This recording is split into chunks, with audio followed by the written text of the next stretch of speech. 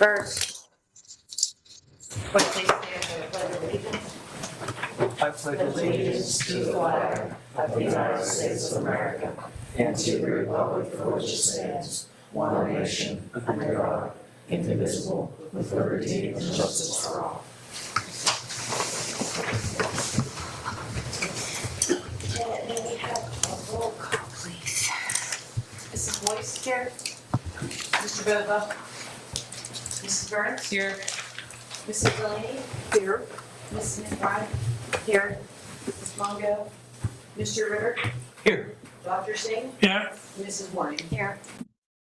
We're going to start with presentation. Mr. Zarellis, if you would do introductions on that, please. Thank you, Mrs. McBride. I'd like to introduce the auditors from ZNA LLC, Certified Public Accountants, Carly Short and Jared Ewing. They're going to review the 23-24 financial statements. Thank you. Hi, thanks. I'm Jared Ewing. I'm principal at Zelnkowski Axelrod. I'm going to turn everything over to Carly, but I want to thank you guys for giving us the opportunity to serve as your auditors for this year. But I'm going to let Carly go over the results, and if you have any questions, we'll be happy to answer them after. Yes, and I'm Carly. I was the supervisor, and now I'm the manager on Gateway School District. So the results of the audit, the independent auditor's report, the financial statement as of the year ended June 2024, our opinion, we expressed an unmodified opinion, which is the highest level of assurance, and that's a good thing. The financial statements are fairly presented in all material respects in accordance with accounting principles generally accepted in the U.S. or GAAP and government auditing standards.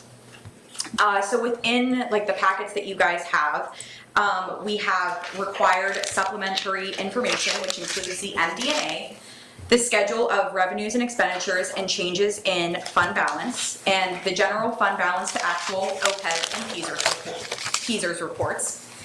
And the MD&A, starting on page 4, goes to page 12. The MD&A is the management discussion and analysis and just provides an analysis of the basic financial statements. The basic financial statements start on page 13, and this is the statement of net position, which is the entity-wide, and are on full accrual. And these include items like capital assets, debt, pension, and liabilities. And then on page 14 is the statement of activities. Then on page 15 is the balance sheet of the governmental funds, which are your general fund, construction fund, and student-sponsored activity fund. And then on page 17 is the statement of revenues, expenditures, and changes in fund balance. And then the next couple pages relate to the food service fund. So that's the statement of net position for that, and then the statement of revenues, expenditures, and changes in net position, and the cash flows. And then the notes to the financial statements are on pages 22 to 49. And this year the notes were very similar to prior year, as there were not any new standards that affected the district's financial statements. And then the required supplementary information is found on pages 51 to 56. And that's the general fund budget to actual, and then all of the required PSERS and OPEB reports. And then also included is the single audit, and this includes the independent auditor's report on internal controls over financial reporting and on compliance, and then the independent auditor's report on compliance for each major federal program. And our opinion on the single audit was also an unmodified. And then your schedule of expenditures of federal awards. The major programs that we tested this year was Title I, so the grants to local educational agencies. Then IDEA, which is the special education fund. And then Title II, which is improving teacher quality. And then notes to schedule of expenditures of federal awards are also included in this. And then the schedule of findings and question costs, there was no findings reported for this year. And the summary of the schedule of prior year audit findings. This year, the prior year finding was resolved, and this was submitted IDEA fund reports quarterly. That was what needed to change, and that was resolved this year. So if you guys have any other further questions, feel free to contact Jared or me yet. Yeah, I know it's a lot to go through. But that's like our general overview. So you were saying we have a good business manager. Yes, yes, he did a good job. It's all very smooth this year. Yeah, Thank you. Thanks, Thank Mike. Thank you. Thank you. thank you. Do we have any board member discussions? Anybody You have? have to be residents, comments from residents. See, it's not on here. Oh, it's right here. Yeah. Oh. Yeah. It's smushed. It's rushed. Yeah, do we have any comments from residents? Thanks, Dawn. Any board member discussion items? I sent something to Micah. It was just the United Way. Micah, Micah, you put it in the end of the year one, right? Oh, never mind. Go ahead. It's in our, it's in okay, our report. Micah, we can do Well, it at the end. There you go. This was Saturday. We had received tickets for the kids to go down to the Pirate game, and this is a group of kids Mr. Whelan and Ms. Hoffner took down and beat the rain. Everybody had a great time. I just want to thank them for that, and good to go. Thanks, Micah. Anybody else? Okay. Mr. Zarellis, we're back to you for. Thank you, Mr. McBride. Item 4, financial reports, list of bills of April 2025.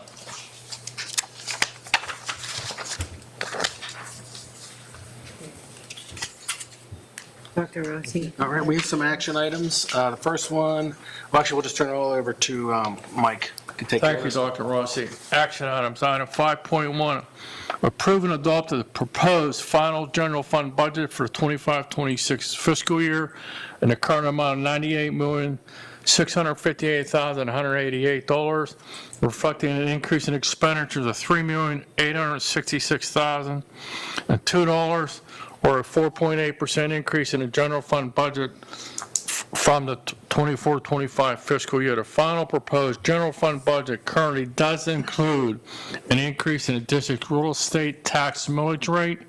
Thus, the real estate millage rate will increase from 24.684 mils by 1.2034 mils to 25.2718 mils for the 25-26 fiscal year.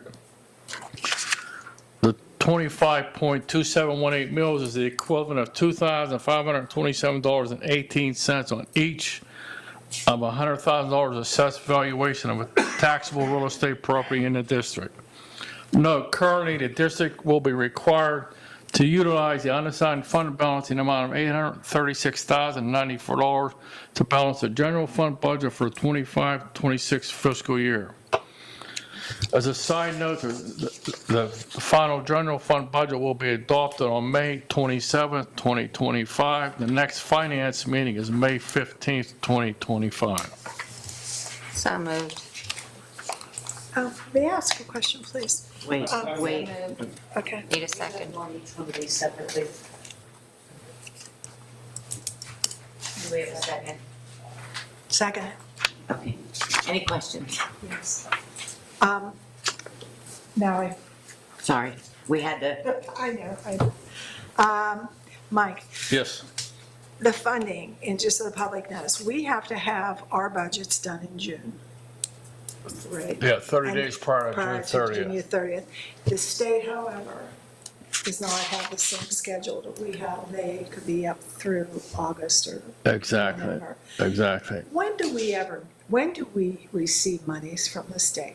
Like, if they're gonna owe us money, at what point, since their budget is in August, if that, depending Well, upon how they're fighting, when do we get anything? We get from it periodically throughout the year, like say basic ed funding, it's say roughly 10 million, maybe 2.5 million every quarter. But school districts don't have a healthy fund balance, that's a good question, by the way. Last year, or maybe the year before, when they didn't approve the budget till almost September, Right. school districts had to take out loans to survive till they approved the budget and started getting their basic ed funding. Then they had to pay interest on their loans, waiting for the state to give them money that they were entitled to in the first place. But it just depends when they pass their budget. We're pretty good in the sense that we have enough money to get us till we start receiving their funding. Yeah, so like I said. And we start getting our big money comes in July and August with the real estate, when people pay the real Right. estate taxes. Right, but I'm talking about the state because they're out of sync with what Right, they're we're out of- due in June, and Right. who knows when they'll decide Yeah. what they're going to do. If we formulate a letter that's going to go about we were talking about you're going to Harrisburg and John's going to Harrisburg and putting a letter together. Should we include anything about the way the funding flows? I mean, I know it's talking on deaf ears because this is an ongoing conversation with Harrisburg.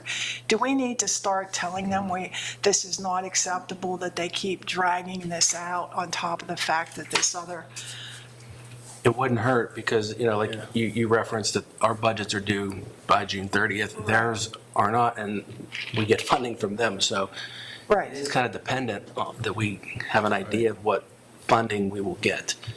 Right, and it also is very troubling when we were getting grants for pre-K counts, and you did not know school starting in August, and you Right. did not know. I think we need to formulate, as elected officials, to those folks who are elected officials, this is not working the way they're doing it. And they need to start rethinking if they're gonna put some of that other monies into general funds, it would be nice if they did it in a timely fashion that Right. corresponds with our Oh, I time agree. frame. If they're requiring us to do something at a certain time, then they should be required to follow suit. So if we could have a letter. We could address the timeline. Can Yeah, you address we could do that. And my other question is, since Allegheny County and our assessment system, which, by the way, that gentleman who spoke months ago about the Yes. assessment was excellent. Should we send them something too, telling them that this whole situation with assessments needs to be They're resolved? aware. Oh, they're aware. Well, Allegheny County's aware, well, They're aware. certainly they're not doing anything Yeah. about it. Oh, Pittsburgh Public, there are a lot of schools in worse, Oh, it is, worse it situation is. than we're in, But believe it or sometimes not. I think we sit here quietly and just pull our hair out amongst ourselves, and we need to let them know, this is not okay, the way this is handled. Yeah. Or should that be inclusive in the letter too, because Pennsylvania's at fault We- too. Dr. Rossi, didn't we sign an agreement last year with Pittsburgh Public when they filed the lawsuit? The legal thing, yeah. legal thing. That's what he said he was gonna Yeah. do. Yeah. But that didn't go anywhere. Right. What do you mean it didn't go anywhere? Well, wait, The court threw it out. Court threw it do out, we have yeah. any more questions on 5.1? No, but this is all, I do have one question, just so the 98,600,000 budget, right? That 836,000 that's in the note, that's actually funding, we're taking money out of The fund balance. fund balance to help Right. cover that. Yes, there's a tax increase, but there's On top. also, we're also pulling out of the fund Right. balance. Right. Okay. This is just preliminary, as we work through the process. Any other questions on 5.1? Janet, may we have a roll call, please? Mrs. Boyce? Aye. Mrs. Burns? Aye. Mrs. Delaney? aye. Mrs. McBride? Aye. Mr. Ritter? Aye. Dr. Singh? Aye. Mrs. Warning? No.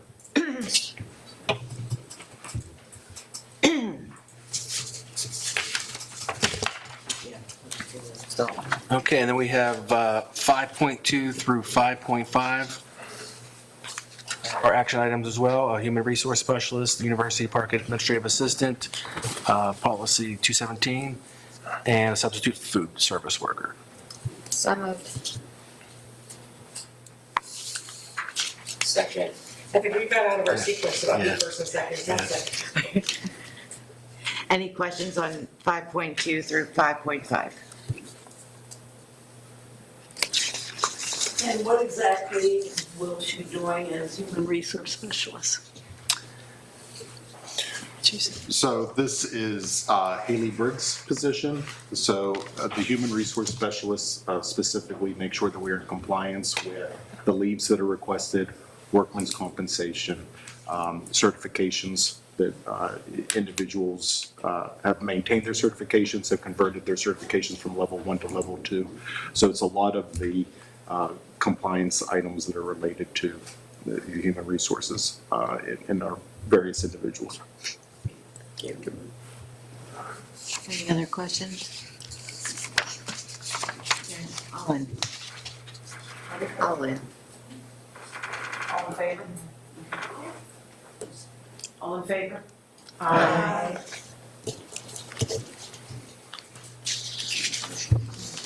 All right, we're done with the action items, so we'll just turn it over, Mr. Bringe, personnel. Thank you, Dr. Rossi. So in personnel matters, we do have one retirement that is effective at the end of the school year, Kathy Sakanik, who's a lunch aide at Ramsey Elementary School. The board is being asked to recognize the 2 resignations that have already taken place here within the district. For leaves, we have 6 leaves under FMLA, whether it's continuous or intermittent, and 1 request for a sabbatical for the restoration of health. Employment, most of our employment posted here is for our summer programming, extended school year for our students with special needs, as well as our summer literacy program. So we do have a number of teachers and paras that we are requesting for those 2 programs. Those, of course, are based on enrollment. That said, talking to our Director of Student Services and Supervisor of Special Education, there is probably a need for more paraprofessionals, so we are going to be reposting that position and calling for anyone who might be interested in serving in that capacity for the summer program. Supplementals through an internal audit, we came across Austin McGrew, who is a band drumline coach. That was missed in the fall, so that we are correcting that and bringing that to the board's attention for formal approval next week. And then we have a number of volunteers in each of our buildings who will be working independently with our students under item 6.6. I just have a question. So the summer year, when does that decision on enrollment, like when does that fall on the calendar, the final decision? They're gathering a lot of that information now, especially for ESY. Summer literacy is a little different because there's no IEPs there. But the ESY one, they'll have the information here probably by the end of the month for sure. Okay. What is the ratio from paras to students for the ESY program? I think it all depends on the need in the You're right. IEP. Yeah. Okay.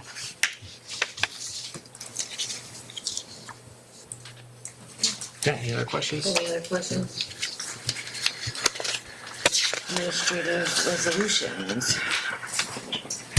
Is that you? Dr. Jakey? Thank you, Dr. Rossi. Item 7.1, approve policies for adoption. There are 9 listed.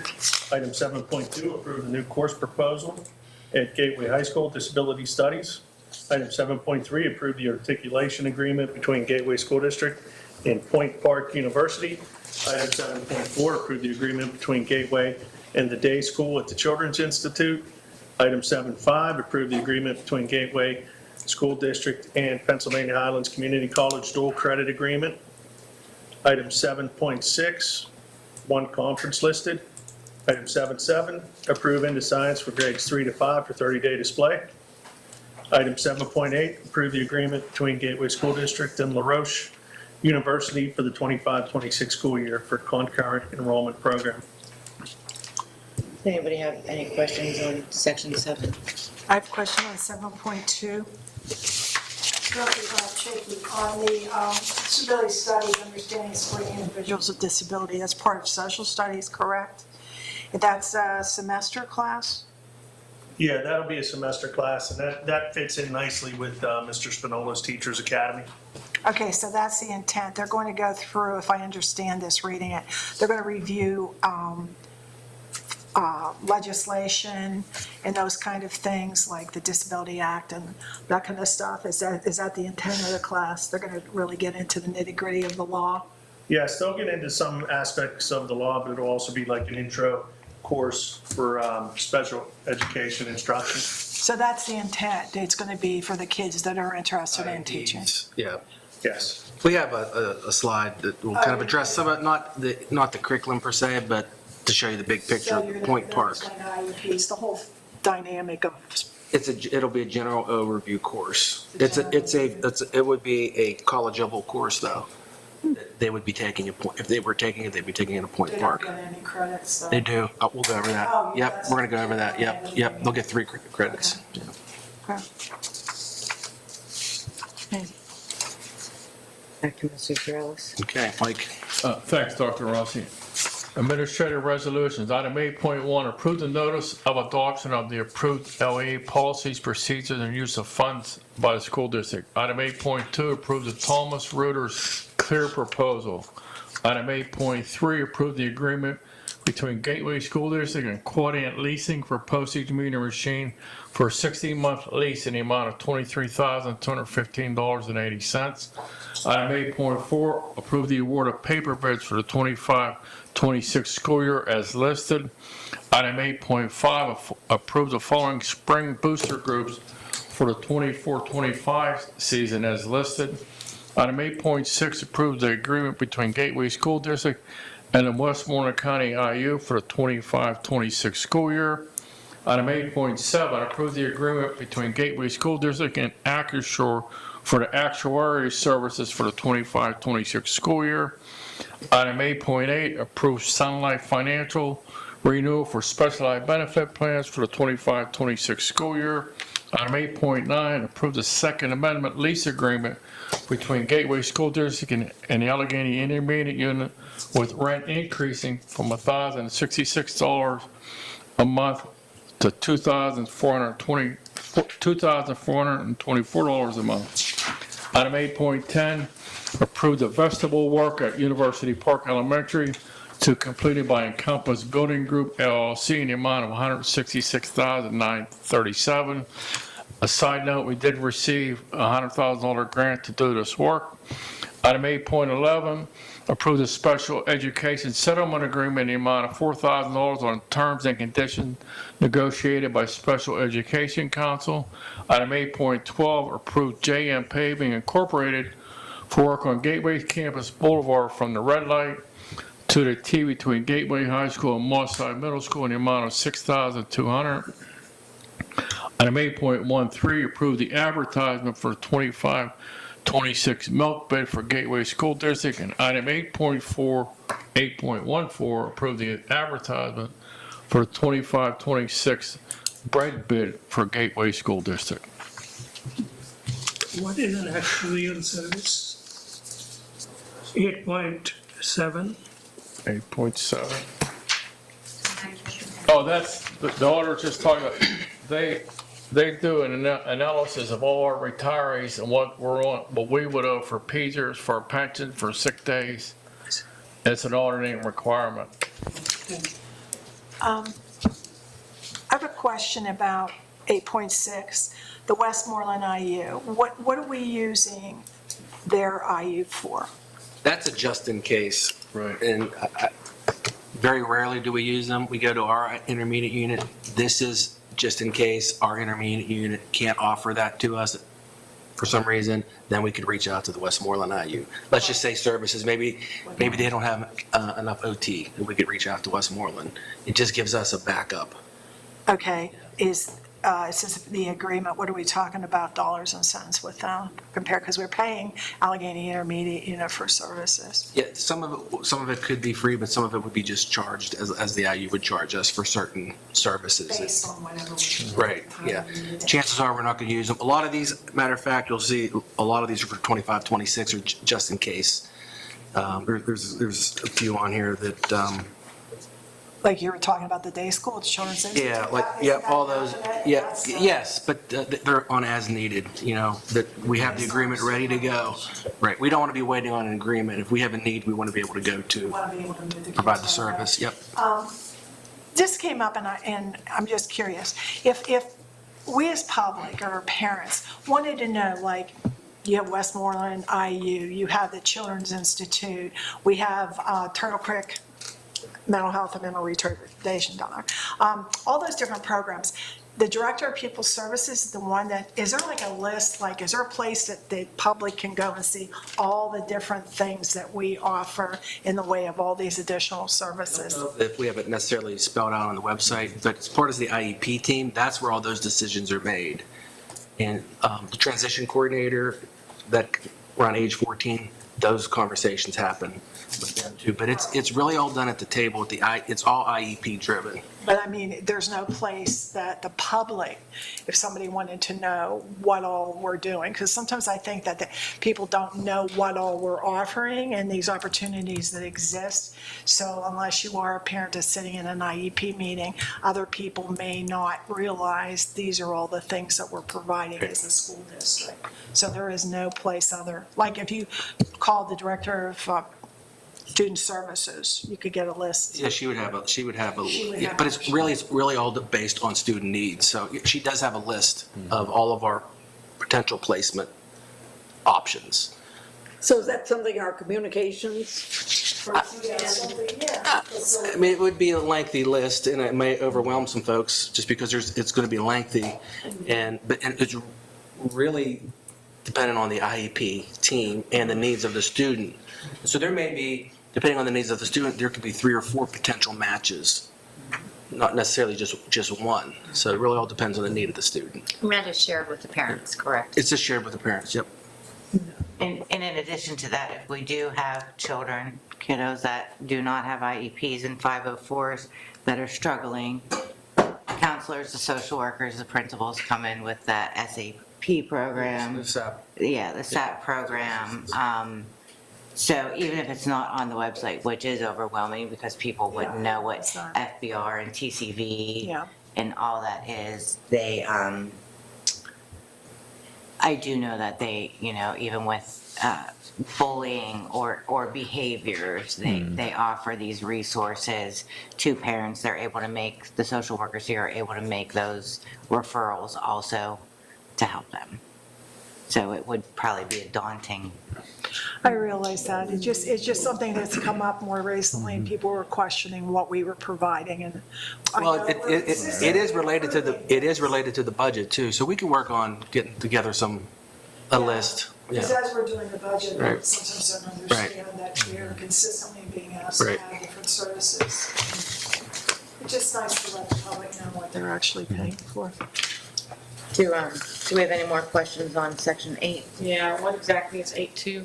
Yeah, I was gonna ask. Oh. Is that the clear? That's a residency verification. Residency verification. So is that like a per use service? No, just one-time fee. It's just a one-time One-time fee for a fee. year? Yeah, I believe it's $18,000. And what is, no, you said residence. Residency verification. So Meaning? our registrar is very busy here. We get a lot of enrollments, but this primarily could be just verifying residency for, if we have students that go to a charter school, and they may just transfer here, just really verifying where they are living. Are they living in the Gateway School District, or are they living outside of our boundaries? And so this will help us determine that. One outside placement, and I think if they're special ed, cost us $42,000. So we're just trying to get a better handle on especially the charter schools, a better handle on verifying the residency. Okay, and we're going to be paying X amount of dollars. Around, I think it's 18,000. Is this new? Like in the budget? Tell them It's- where that came from.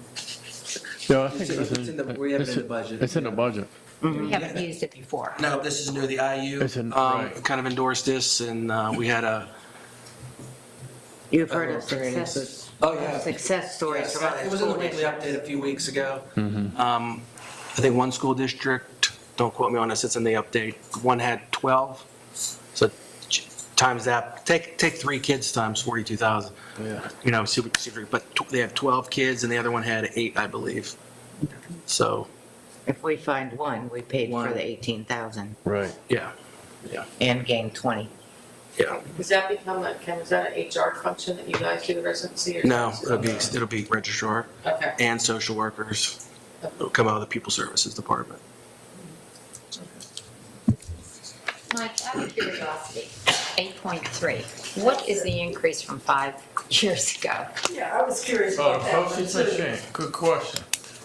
It was $19,970, but it's out there, believe it or not, our lease ends this September, but then that machine's no longer available.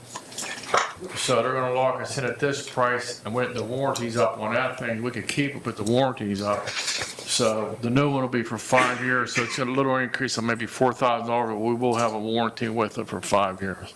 Is that We the use total, is that the total cost for 5 years and not Yes. at per year basis? No, that's the total. Yeah, we pay like 500 every quarter. And this isn't the kind of thing you buy, you lease it We because lease it all, yeah. it's cheaper. And it's a tank. I mean, we do our tax bills, they run 8,000 a day for 2 days through there. Janet, it's well worth it. She did it last year. But, so, I mean, and we do, when we meter down here, there's another school, we have, all the postage comes here, we meter here. All right, I don't know if Mr. Walsh is on or not, but the vestibule at UP, when will they start that and when will it be completed? They will start that the day after the teachers leave. They will start bringing equipment the last in service day, and then the day after that, they'll be starting to work, and it'll be done before school starts.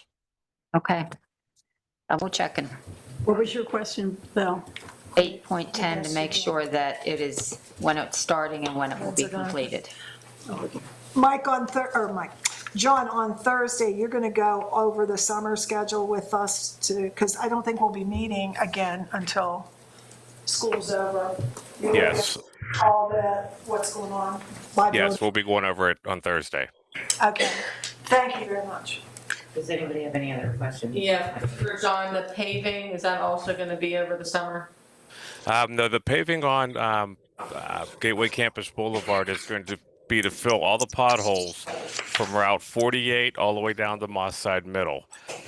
We did contact the municipality of Monroeville, and the only thing they maintain on that road is for snow, winter maintenance.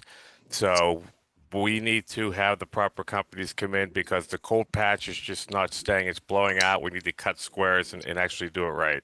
So the total cost from the 48 all the way down to Moss Side Middle is a 6,200 and something, I believe. So is that just like sort of like good patching work to dig that out, anything else? It's not a full repave and No. dig out the whole thing, okay. One other question for Mike. How much of an increase have we had for the milk and the bread? Has there been like year to year? I'd have to look at it, to be honest with you. Just out of curiosity, Yeah. because, you know, we're, I don't think, it's been very minimal, if anything. But I'll get you the exact numbers. all right, thanks. That's it. I have a question, but I'm not sure I've followed it. A couple of residents have asked me, and you can tell me if we have to put it somewhere else, about the field still out there, what's being done or what will be done. So I don't know where that falls. Oh, that's facilities, and that's on the agenda. That could be on the agenda for the buildings and grounds. For when? The build Thursday. Thursday at 6. Okay, So that's on the The idea is to agenda. continue to fill it, okay.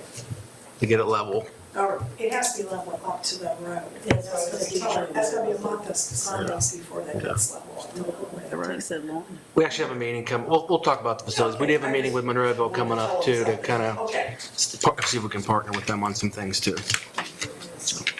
Any other questions on the very large Section 8? Okay, all right.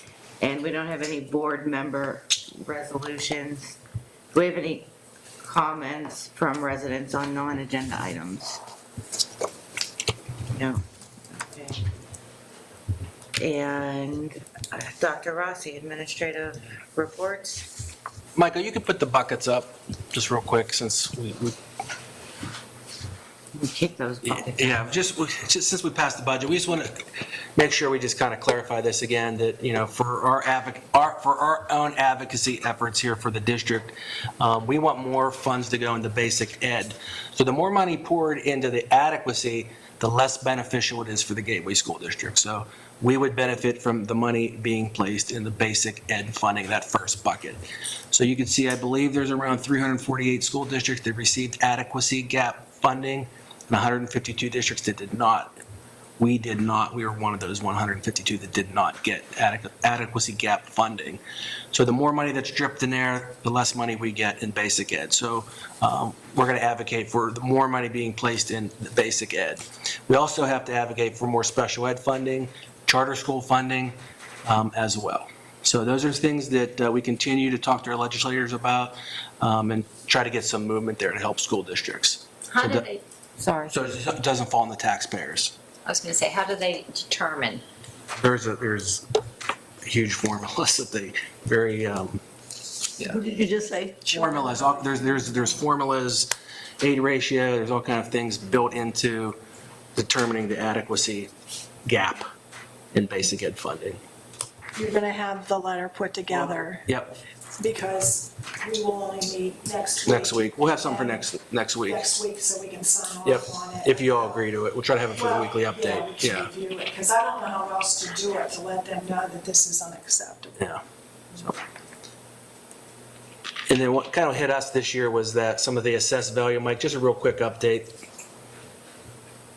Yeah, our assessed value decreased just from last year to this year, believe it or not, by $29 million.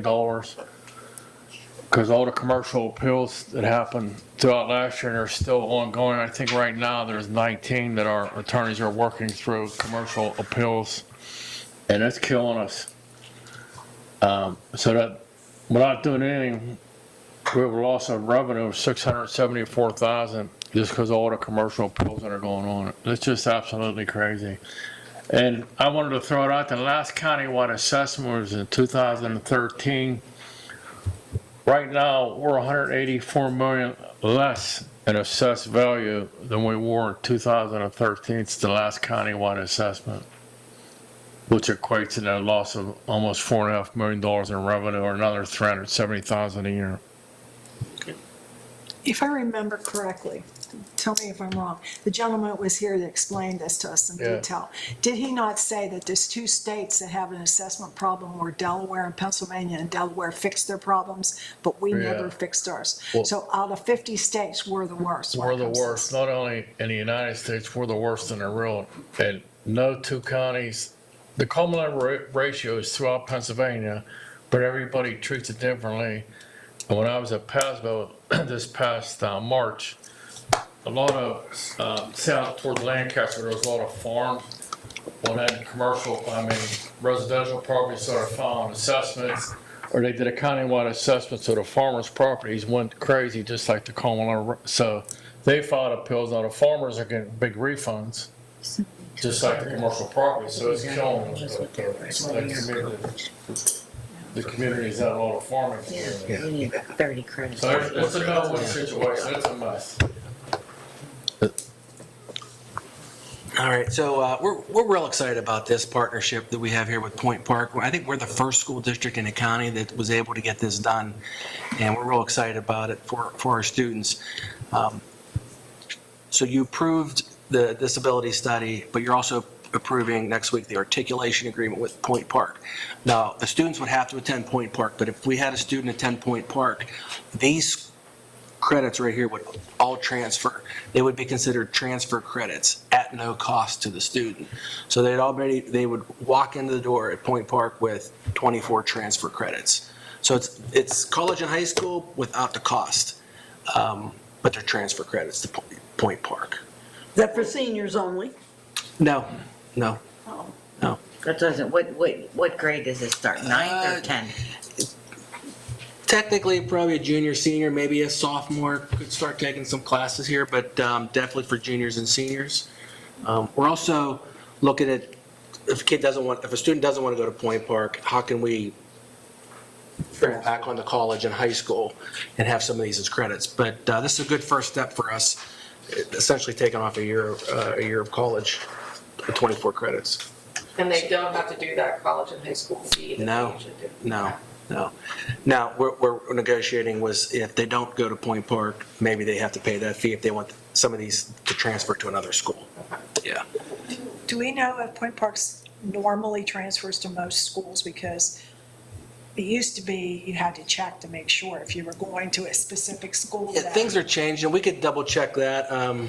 Because this is a unique situation. because they're taking the classes here and not necessarily on campus. So I don't know if another college or university would accept those, but we know that Point Park will. So, It might be good to just let parents know that because they may assume that they got these college credits, they're transferable, and then all of a sudden they find out. we'll have a letter that kind of clearly explains that it's Point Park for sure. We can't guarantee that this, same thing with like, AP too. I mean, some schools take, Right.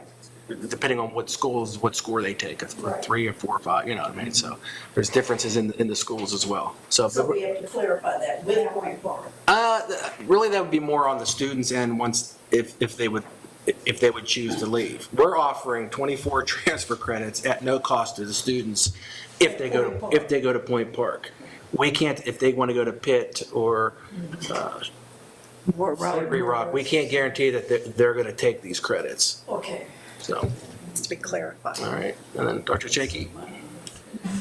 And also, congratulations, Adam Memegy, winning the Whitfield Tennis Singles Championship.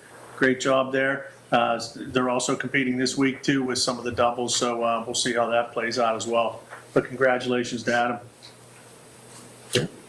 All right. I think that's it. And I don't, did we have any board committee meetings in this list? Can I ask you a question? Sure. With Point Park, credits, do the student have a certain grade for its transfer? It would be an A, B, or C. But I will double check that, but I believe it's A, B, or C. And Mr.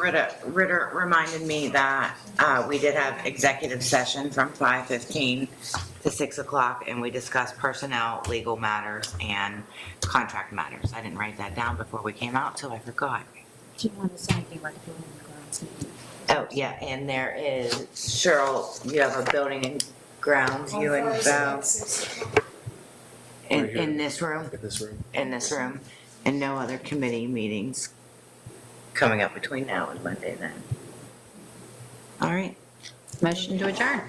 No. Sorry. Board members have anything to say about that?